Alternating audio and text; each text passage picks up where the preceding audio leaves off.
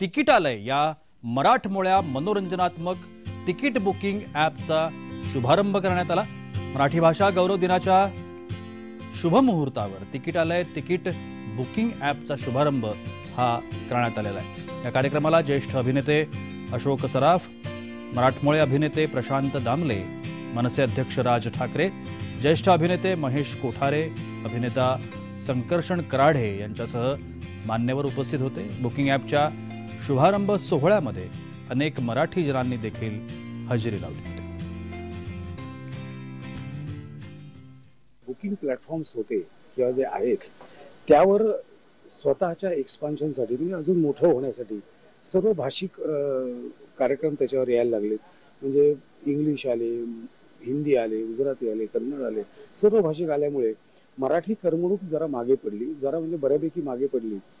म्हणजे आपल्याला शोधावं लागतं, तुम्ही बुकिंग प्लॅटफॉर्मवर गेले तर आपलं मराठी नाटक शोधावं लागतं, मराठी चित्रपट शोधावं लागतं। हे गेले 4-5-6 महिने आम्हाला खटकत होतं। त्यामुळे मी आणि माझ्या सहकार्यांनी तिकीटालय नावाचे हे ॲप आज लॉन्च केलेलं आहे राजसाहेब ठाकरेंच्या हस्ते।